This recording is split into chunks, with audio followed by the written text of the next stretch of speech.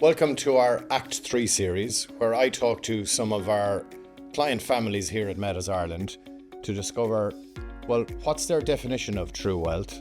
What does Act 3, or retiring with purpose, what does that look like? I hope you enjoy the series, and thank you in advance to my guests who are going to join me here at the studio at Meadows Ireland. You're very welcome back to the latest episode of the third Act series. I dressed intentionally today with the flowers. You'll see why in a short moment or two. My guest today is Joe Young from Young Nurseries. Now, I wouldn't ever say this out loud, obviously, but Joe and his wife Nuala are my favourite ever clients. So I'm not going to say that publicly, obviously, but Joe, you are. So, Joe, I'll let you do smell something. Yeah. No, I don't want anything off you this time, Joe. Rather than me introducing you, I'll let you introduce yourself just in terms of your background, where you grew up, and then let's talk about your amazing, amazing business journey. Hi, well, as Carl said, thanks for inviting us in, Carl. My good lady is sitting here beside us. She didn't want to appear on camera, but she is here.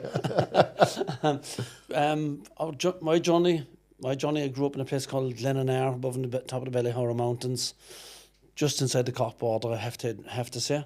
You know, sorry about that, Joe. Let it be 50 or 60 metres, but it was very important to defend the border. And still is. So I went to early career, went to school in a place called Scahan and into Donerail.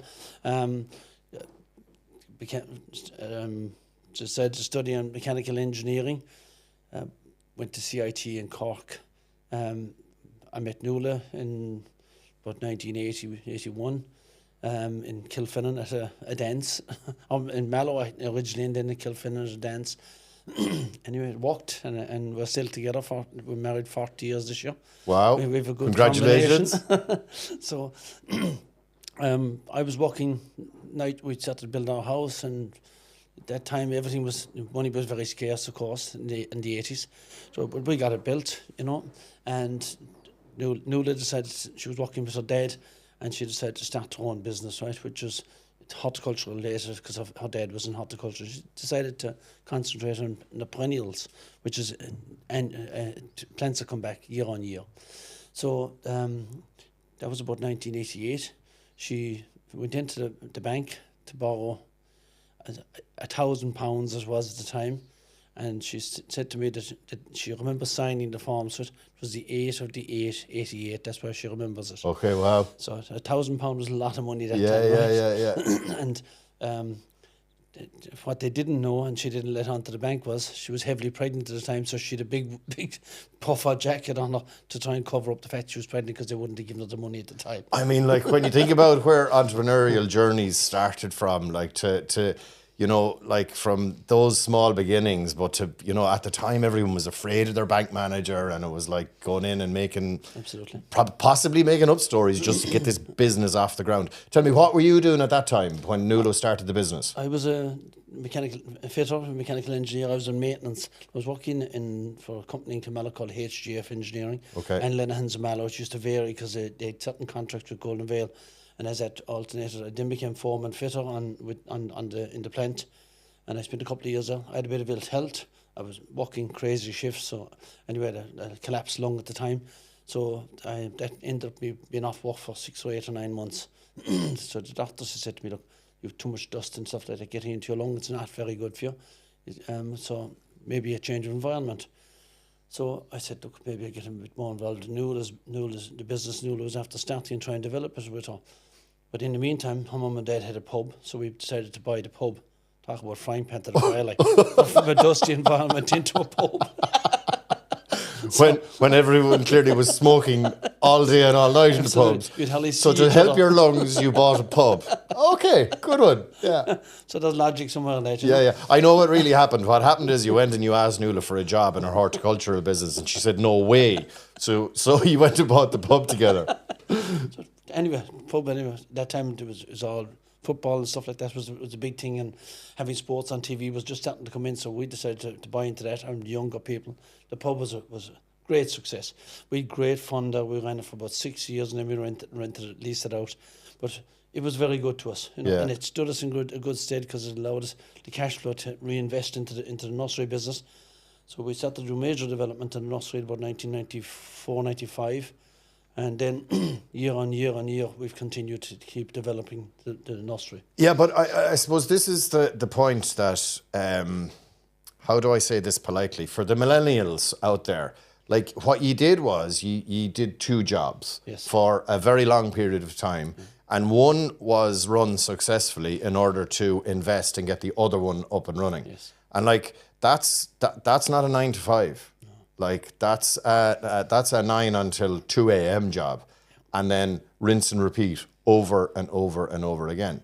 So this was bloody hard work. And at the same time, you had 2 young kids at the time. 2 young kids as well, yeah. Yeah. So I remember, and after about 5 or 6 years running it, we discussed it, and we our own trucks and things at that stage. So I used to be doing deliveries during the day. So I'd finish literally in the pub at 1:30 in the morning, come home, hop in the truck at maybe 6:30, drive all day, get back at 6 p.m. in the evening, have a shower, and straight up to the pub again. So this was Wow. 7 days a week. It was crazy. Yeah. I said, there's something I have to give here, because I said, Yeah.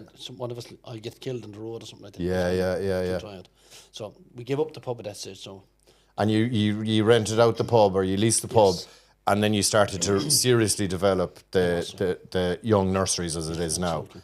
So that was in around the mid-90s. it was about late 94, early 95. Yeah. So tell us what does Young Nurseries do now? What's the business?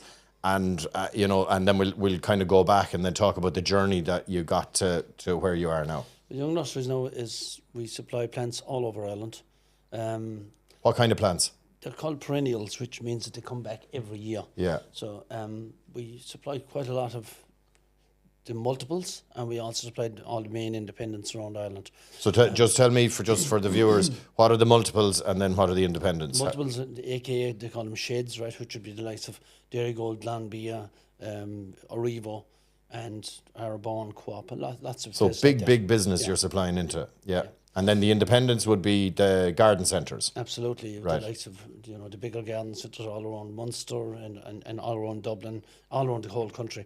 Like, for instance, Newlands, Johnstown, just for example, right? There's loads more. Yeah. But we have our own brand name now. We developed a brand name in about late 90s called Perennial Performers, which served us very, very well. And then about 4 or 5 years ago now, we decided to rebrand, and our brand name now for our product is called Bloss. Okay. BLOSS. Okay. That's been an amazing success. People have bought into it. A lot of the information we put on the back of the label was to make it easier for people to garden, with suggestions of, if you buy this, what could I put it with? So you could put this, and this would be great combinations. So it's just made it easier for the consumer. Yeah. A lot of people are daunted, say, I'm no good at gardening, I don't know anything about it. Like me. Yeah. So every time I meet Nuala, I'd say, Nuala, what could I do with my garden? But I think Spend more money in it. Yeah. Spend more money with Bloss. But I think one of the things that strikes me about this is that, like, Nuala's original idea back in the late 80s was to do perennials. So it was to niche down the business, as opposed to we're going to be all things to all men and kind of try and do as much as we can. But that niching, you stuck with the niche, and it's been very successful. That everybody knows you, that's what you're good at, and your product is really, really good. Absolutely. We've been lucky, I suppose, and we've also made our own luck. We've won several Board B awards, and we've won Best Supplier to the Irish horticultural industry for 3 of the last 4 years. Yeah. That includes technology, includes all aspects of horticulture. Yeah. And tell me this, as usual, business owners, right? That it was just a straightforward trajectory, was it? It was easy peasy. Class. Yeah. Anyone should do it. So tell us, so around the late 90s, then you started to seriously invest in the business, and you are where you are now. But it wasn't straightforward. There was lots of bumps in the road. What were the biggest challenges you guys had to overcome along the way? I suppose the biggest thing basically was funding to start with, right? We had worked a bit with Ballyhora investments out in Kilfinnan. But the problem is, horticulture falls under agriculture, and they can't fund you for when you're trying to build a business. Yeah. The same with LEO, Limerick Enterprise Office. Same thing in that they could only fund certain aspects because it's deemed to be agriculture. You were kind of falling between Yes. two stools almost, Yes. like, yeah. We, as it developed, then I suppose getting funding was one thing, getting good advice was another thing, right? So we spent a lot of our time traveling Europe to trade shows, watching trends, watching UK, watching what's happening in other parts of the world. Like every year, Nuala researches what's the fashion colour for this season, because the fashion colour ties into the flower colours that people want. So you kind of Wow, blend, okay. Yeah. Didn't realise that. So you've kind of been through, there's obviously always something happening, but the financial crisis would have been kind of once you were up and running and beginning to go. How did that affect the business, or did it have much of an effect on the business? The funny thing about horticulture is the financial crisis, yes, of course it affects everybody, right? Because on a bigger picture, you have other things in your life that you like, for instance, investments and your mortgage and everything else gets affected. But the funny thing about downturns is horticulture generally becomes one of the industries that people focus on more when there's a downturn, because it's cheap generally. Yeah. Small money. Yeah. You know, they're improving their living space. You know what I mean? So it's just a nice hobby. You know? Because they can't afford to go out, so they're spending a few quid on making their home nicer or their garden nicer. And would the same then go for the other big crisis we've had along this journey was COVID? What did that was good for you, was it? COVID was probably a blessing in disguise for us. Wow, like yeah, I love it though. People couldn't go out. I knew the answer to the question because I know we've spoken about this before, but you know everyone's like, oh, COVID was terrible, or whatever. And you're like, COVID, happy days. We're not wishing for another COVID. We're not, no. But it's amazing, isn't it, that the business is so resilient through these things because, as you say, it's not that expensive, and it's for people to improve the environment around them, which is brilliant. Well, the roadside space is another room in the house, you know, and people have developed, that has become more important to them now, especially for the kids and for socialising. A lot of people don't go to the pubs and things anymore. They tend to socialise their house. So yeah, 100%. That outside space is very important. Yeah, no. And long may that continue for you guys, you know. But I remember the first time, Joe, I met you. Is it a decade ago? Probably is it somewhere around that. Did I leave you lasting? Yeah, well, I was late for the meeting and you gave me a bollocking when I arrived in, but because I couldn't find it, because it is in the middle of nowhere. Joe has some very famous neighbours, but I guess the neighbours would say that Joe is one of our most famous neighbours.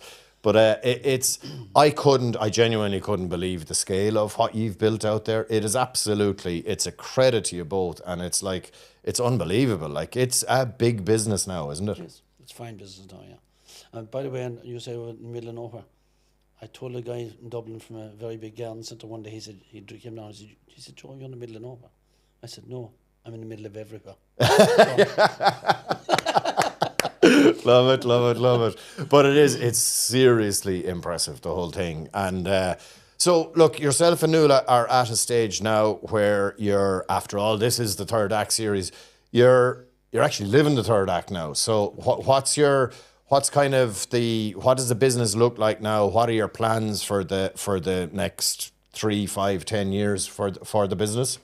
I suppose it's always an evolving thing. Like last year, we decided we'd build a new storage shed, and we put all solar panels on the office and the new solar shed, the new storage shed, because it's all about, you know, if you had to stay ahead of the posse. We looked at the cost of what electricity was costing us. It went up from, I think at one stage about 13,000 to well over 45,000. So we said, look, we got to do something with this. So we always proactively try to look at where costs are increasing and where can we trim them. You know what I mean? Yeah. And don't wait until you have to do it. You know, same with chemicals. Like chemicals is a huge issue in our industry now. You know what I mean? For water, residual, interresidual water waste, etc. So in 2008, 2009. We took on biological controls, which reduced our chemical usage by over 80%. Wow. Yeah. That's back in 2008 and 9. Like you're always investing and you're always trying to future proof, like, which is amazing. And that's really hard for let's just call it an SME, right? Yes. Because the temptation is when you've got a few quid in the bank, we'll take that out, and but you haven't done that. You've continued to invest in and grow the business. So that's the business. But what about you and Nuala? What's your ambition for the next 3, 5, 10 years? I suppose like we have a generation where, you know, with everything was done that you work and then you try and have enough to retire and do your travelling when you retire. So I know that's changed now with people, younger people now trying to do all their travelling and then do the work after. I agree with the older version because I think you need energy for kids, have them when you're young. Myself and Nuala had our kids when they're young, which is both of them now are directors in the company. Yeah. Which is great, and they've had about 10 years experience with us, so Yeah. they're well capable now of running the business with us, you know. Yeah. So myself and Nuala now, next, we love travelling. We love You do? easing out. You do? You know, we like the odd glass of wine. I've had 1 or 2 with them. So the other things we're trying to do more of now, so we've kind of our bucket list now done. So there's loads of things that we couldn't do when money wasn't there, and now thankfully, due to the investments that we've made and in conjunction and the advice we've got from Matus Life, we're in a comfortable position now, and now we're in a position to say, right, okay, now we're going to start planning our bucket list and what we're going to do for the next number of years, in knowing that our kids are in a position that when as we step back off the company, they're well capable now. Yeah, so this is a real family business and you're passing the baton over. And I know, like, since I've met you, you've been passing the baton over. And I think that's a really important lesson. You've done it really successfully because you haven't done it in one. You've said, okay, come in, you need to learn the business, you need to learn every part of the business, and then we'll kind of hand it over. And that gives you guys the ability to take that step back. But like, it's not as if like you are even coming to a day where it's like we're going to absolutely stop.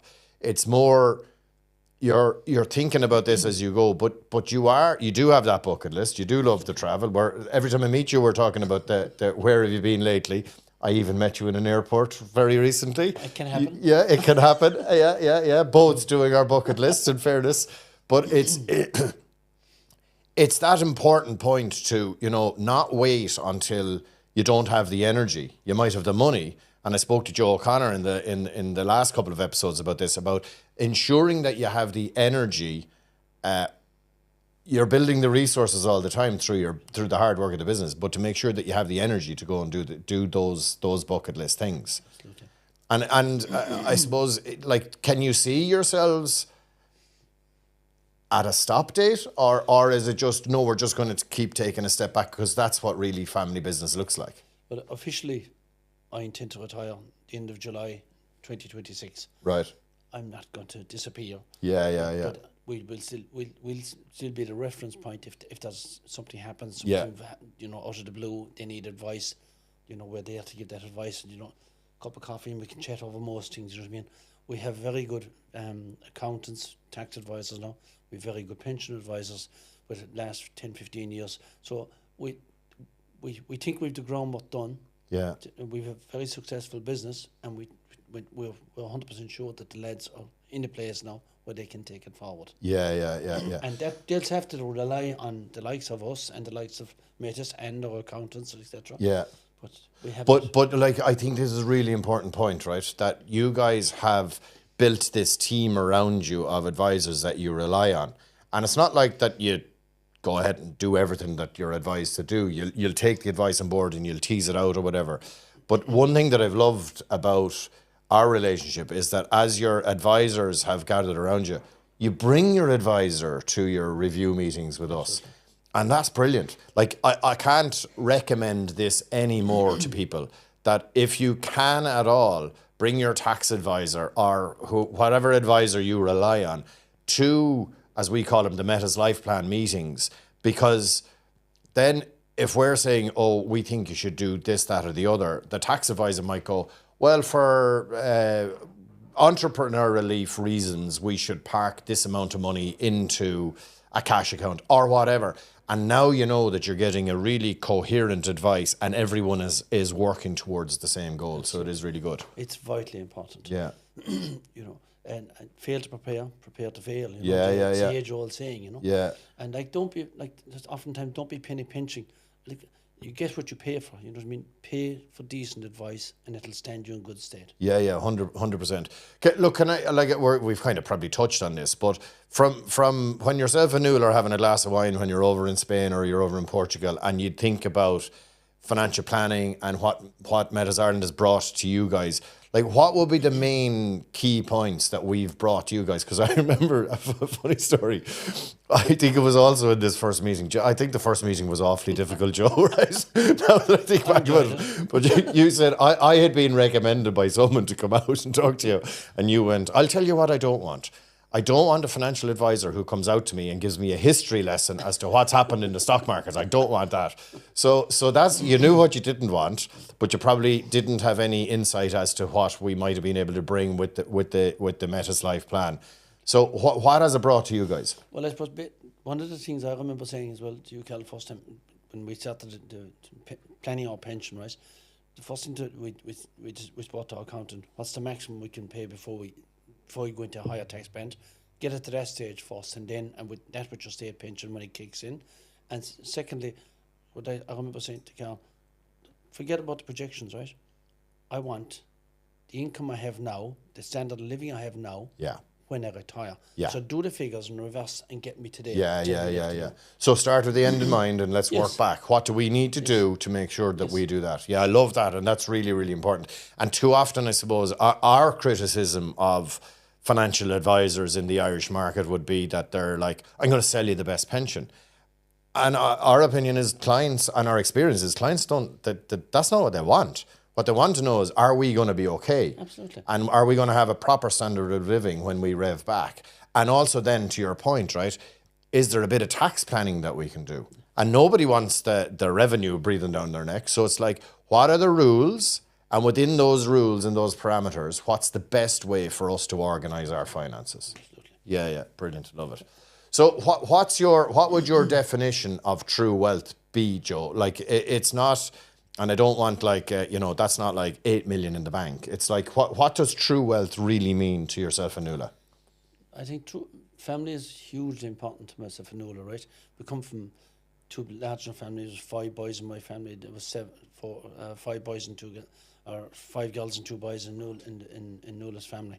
So family, all down through our life, all family events are celebrated, big birthdays, it doesn't matter, christenings, we're always there for those things. Yeah. So for us, true wealth is having our family around us and being able to afford to do nice things with them, right? And that might be just taking them for an ice cream, doing simple stuff. Taking them to a hurling match or a rugby match or whatever it is, right? Just spending time with them, but having the ability to be able to do that. And having cooking nice meals at home and being able to do things like that. Yeah. Just having nice nights with them and days with them. Yeah. That's amazing, Joe. I'm actually getting goosebumps listening to that, and I really am, because you haven't said, although I do know you like your cars, right? But you haven't said I want a car or whatever. What you've said is, I want experience with the people I love. And that's what it's all about at the end of the day. And I suppose what is really important in order to facilitate that is to be, as Joe O'Connor says, to retire energetically, so that you have your health in order to go and enjoy it and share those experiences with the people around you. One of our favourite things is, as you say, we do like cars. They have an old car, right? And we just love to go for a Sunday drive, myself and Nuala, when the weather is suitable.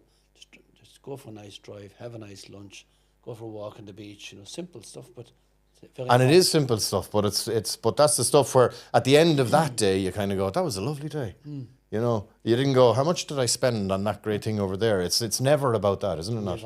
Not. It is never about that. So tell me, what are the travel plans coming up? Because I'm just, I love travel plans. Yeah. No, I just want bullet points in this, Joe, because we don't have all day. Look, we love going to Spain. We love traveling. We love Italy. To us, Europe is an absolute museum of one big country. And we love it. Yeah, everything. There's so much to see there. Yes, there's loads of other things around the world, but we think we've only seen half of Europe, and that's a lot. Yeah. But we have bucket list. We haven't done a cruise. We haven't done lots of stuff like that. There are things we'd love to do now. We want to be able to do them while we're able to enjoy them. Get off the chair, go and have a walk around. Play a nice golf course. Yeah. Do simple stuff. Where's your favorite place in Europe? And I get your point. Like, Europe is just a hop, skip, and a jump for us. Like, the flights are 2.5, 3 hours. Like, it's happy days. You can be there in a flash. So what would be your top 1 or 2 places in Europe? Top places in Europe would be the Costa del Sol, certainly. Yeah. Italy always holds a special place in our hearts, and especially for my wife. My wife loves Italian food. Yeah. I end up like a balloon when I come back out of the place. But Yeah. get over Meet your brother. Pasta and pizza, not great. Lovely though, with the wine as well. Beautiful. France is beautiful, but again, the food is a bit heavy. So we tend to like a lot of seafood and stuff like Portugal again. Always. Yeah. Any of the Mediterranean countries, great diet, great food. Yeah. Great wine. Fabulous. It really is a breath of fresh air to talk to you because, like, the story is, it was harsh at the start, wasn't it? It's a long graft to get to where you are now, and that's, we're in a very short conversation, summarising a 40-year career, really, isn't it? Absolutely. Do you know, and like, and it's of graft and hard work and, going over and over and over again. So look, it's always such a pleasure to meet Joe and Nuala, and it's always fun, and if you can have that career and that graft and get to a place where this is always going to be fun, then happy days. So look, thank you so much for coming in. Before we finish up, could I say one more thing? You can, Just yeah. one, I think we need to mention the legacy that's there from Nuala's family. Nuala's granddad won a medal in the Limerick show in 1927 for his vegetables and his flowers. So we're approaching 100 years of that. Wow. So and her dad was spent all his life in horticulture, and Nuala, Yeah. and now our son and daughter. So this is a real family business. This is a passion, and that's incredible. That actually is incredible. So that's in 2027. Then that's 100 years. Like, oh my God, what a legacy! And I'm all about legacy. Like, I just absolutely love it. I always ask our guests before we finish up: is there one podcast or book that you love or that you would recommend to our viewers and our listeners? My favourite podcast, Carl, is, believe it or not, a very simple one, Dalo's Hurling Show, right? Because I love the banter between Dalo, TJ Ryan, and my man from Cork, and the guy Richard Hogan from Kilkenny. So I just love the crack that Landers and all those guys hopping off each other. Yeah. To me, it epitomises fun, which is what most team sports are about. Like, yes, it's very serious, but it's also fierce camaraderie and fierce fun, and it brings a structure. There's a structure to the teams, be it hurling, soccer, rugby. It doesn't matter what it is, but or business, Joe. Absolutely, yeah. Business. There has a structure, right? There has to be somebody who can manage, organise. But then you have to get everybody to work with you. Yeah. And that's a skill. And it's fierce important in nowadays, especially because it's harder to retain and hold and keep good staff. So it's very important to have that. Yeah. And remain focused on it all the time. Yeah, and I love this. So like Anthony Daly is like the guys they have a bit of crack, but they were all each of them individually were part of very successful teams at some point in their career, and I think it's really important to, like, those successful teams were successful, but at the same time, the guys are just telling stories about the fun times that they had together. And it's really important if we can transcend that to business, like, to make sure that we're having a bit of fun along the way, but we're taking it seriously, and we all have goals and ambitions that we want to reach, but it can't be, drudgery every day. You have to be able to respect each other, have a bit of fun together, and we'll all try and go. Absolutely. Yeah. Life is a journey, right? Yes, of course, it's serious, and sometimes it's under pressure, but you can enjoy it too. Yeah. Before we go, so I know I just said that a second ago, but I've forgotten to ask you one question, and I'm intrigued by the answer because I've never asked you this question. I know you're right in everything, Joe, all the time, right? Thanks. However, if there was one piece of advice that you could give your younger self, what would that be? It would be to don't take on so much, right? Because I found that every single thing, myself and Nuala's life, right, together, we just took on. Nothing was ever daunted us, right? We just took it on. Yeah. It had to get done, so we're going to do it, right? And I remember Nuala saying to me one day, "It's like living in a fucking roller coaster." and she's still with me. Yeah. But it is. But hey, look, maybe that's just the journey of the entrepreneur, and maybe you're going to enjoy the fruits of those labor as you go.